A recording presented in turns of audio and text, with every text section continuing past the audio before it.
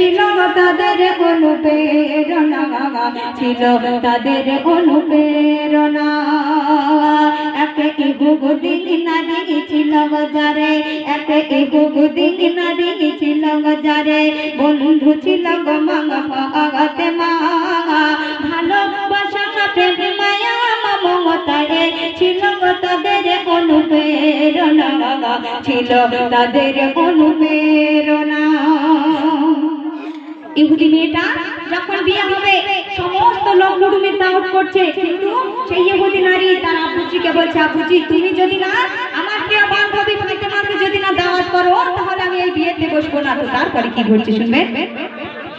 এক তারিখে ইহুদি মেয়ে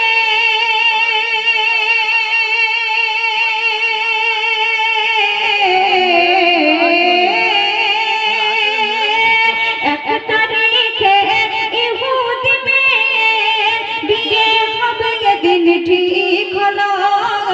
মেয়ের পিতা একে একে সব প্রিয় জনেদের দাওয়াত দিল, প্রিয় জনেদের দাওয়াত দিল। মেয়ে বলে দাও না দিয়ে এসো, মেয়ে বলে দাওয়াত দিয়ে এসো আমার বান্ধবী ফাতেমা। না গেলে সে আমার বাড়িতে এ বিয়ে আমি করব না, এ বিয়ে আমি করব না। এক ইহুদি নারী ছিল যারে বন্ধু ছিল গো মা ফাতেমা। ভালোবাসা প্রেম মায়া মমতায় ছিল তাদের অনুপ্রেরণা, ছিল তাদের অনুপ্রেরণা। যখন সেই ইহুদি মেয়ে বলছে, আব্বাজি তুমি যদি না ফাতেমাকে দাওয়াত করো আমি তাহলে এই বিয়েতে বসবো না। ইহুদি বলছে, আমার বাড়িতে অনেক রাজা বাদশারা আসবে, আর তার মধ্যে ওই গরিব দুঃখিনী ফাতেমা একটা ছেঁড়া জামা পরে এখানে আসবে, আমাদের মান সম্মান থাকবে। তো তারপরে কি ঘটছে শুনবেন। আসতে বড় বড় রাজা বাদশা,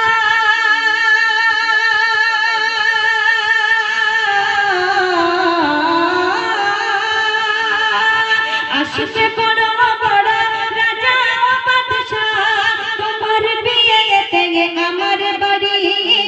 গরিব ফাতেমা ছেড়া তার জামা, আছে কি কোন তার নতুন শাড়ি, আছে কি কোন তার নতুন শাড়ি। বাড়ি সম্মান হবে যে বদনাম, আসলে গরিব ওই ফাতেমা। শোনো ও বেটি তোমার কথা মেনে নিতে আমি পারবো না, মেনে নিতে আমি পারবো না। যখন ইহুদি বলছে তোমার দাবি আমি মেনে নিতে পারছি না, তারপরে কি ঘটছে শুনবে। অনেক বলার পরে পিতাকে রাজি,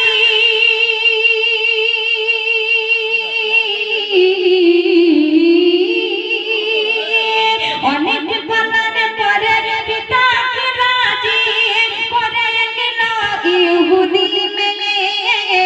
পিতা বলে বেশ হবে যাবে, আসবে দামি পোশাক গায়ে দিয়ে, আসে দামি পোশাক সে গায়ে দিয়ে। গরিব বলে আজ মা ফাতেমা হয় গো কত কইলা আঞ্চনা।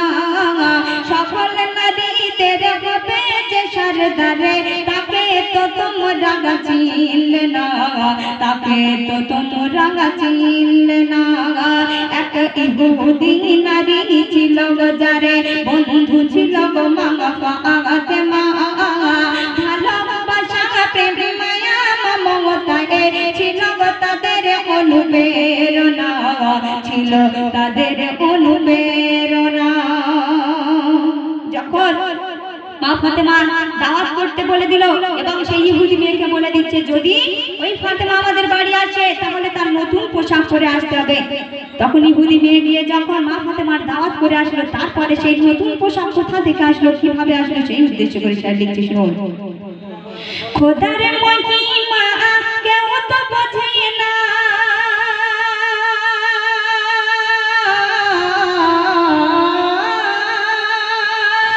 খোদার মহিমা কেউ তো বোঝে না।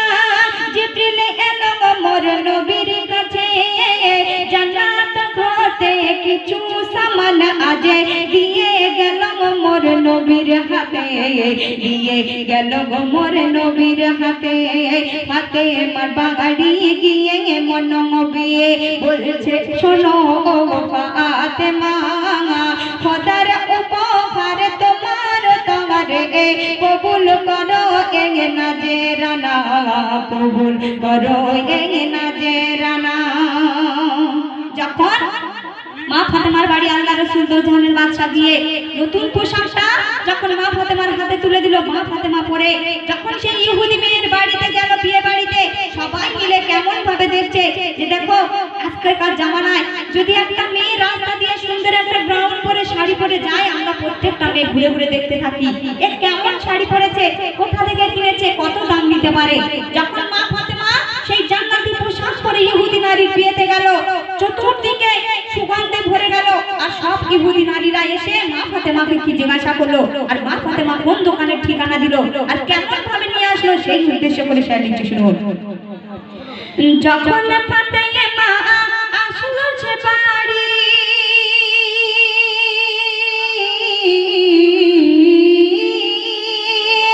যখন ফাতেমা আসলো সে বাড়ি, চমকে ওঠে যত রাজা বাদশা, এটি অপরূপ পোশাক ফাতেমা আরে হারিয়ে গেল সব মুখের ভাষা, হারিয়ে গেল সব মুখের ভাষা। সুভাষে ভরপুর দূর বহু দূরে ইশকের গন্ধে দিওয়ানা, কোথায় রাজা কোথায় বাদশাহ করে ফাতেমাকে পেখানা, করে ফাতেমাকে পেখানা। তারপরে মা ফাতেমা কেমন করে সেই দোকানের ঠিকানা দিল আর কেমন ভাবে বলে দিল, শেষ কথায় কবি লিখছে শুনুন। দোকানের মালিক আল্লাহ তাআলা,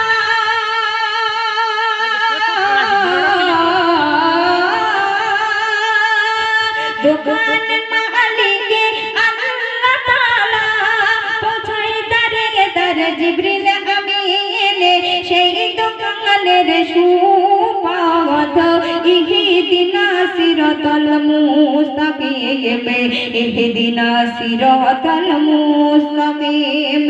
শোনো ইমরান ফাতেমার বয়ানে অশ্রু ঝরে চোখের কোনায়, একে একে সব ফাতেমার হাতে পড়ে নিল গজে কলমা, পড়ে নিল গজে কলমা।